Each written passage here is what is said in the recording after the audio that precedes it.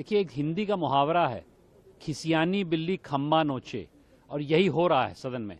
जब बिहार में 200 से ज्यादा सीटें भारतीय जनता पार्टी को मिली है और उसके बाद सदन में आके वही एसआईआर का मुद्दा, जिसके ऊपर तमाम इन्होंने यात्राएं की थी, तमाम चीजें करी थी, और बिहार की जनता ने, जो कि बहुत महत्वपूर्ण चुनाव था, उसमें पूरी तरह इसको नकारा है। इस पे विपक्ष को समझ जाना चाहिए कि विकसित भारत के लिए हम संग्राम कर रहे हैं। हमारे देशवासी चाहते हैं कि एक विकसित भारत बने, उसके लिए हर क्षण सदन का बहुत महत्वपूर्ण है।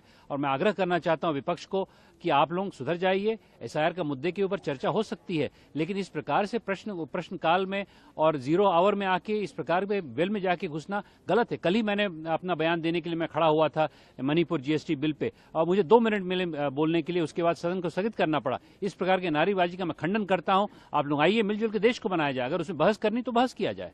सदन में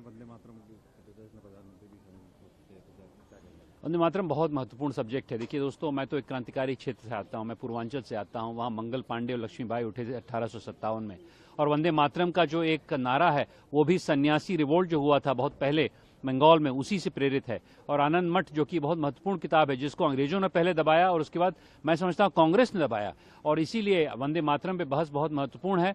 और इस पे जब बहस होगी तो असली क्रांति जो हमारे देश की है, छोटे गांव शहरों से निकल के आती है, जो आपने आनंद मठ में पढ़ा होगा, उस प्रकार की क्रांति को हम लोग उजागर करेंगे, ताकि एक नई क्रांति आए। वो विकसित भारत की क्रांति है। अब किसी को भगाना नहीं है, किसी से लड़ना नहीं है, अब तो भुखमरी से लड़ना है, अब तो बेरोजगारी से लड़ना है, और इसके लिए हमें विकसित भारत का नारा लेके आगे बढ़ना पड़ेगा। अगले 20 साल में हम नए भारत का निर्माण करेंगे आदरणीय प्रधानमंत्री जी के नेतृत्व में, और इसके लिए वंदे मातरम का नारा एक बहुत प्रखर होगा।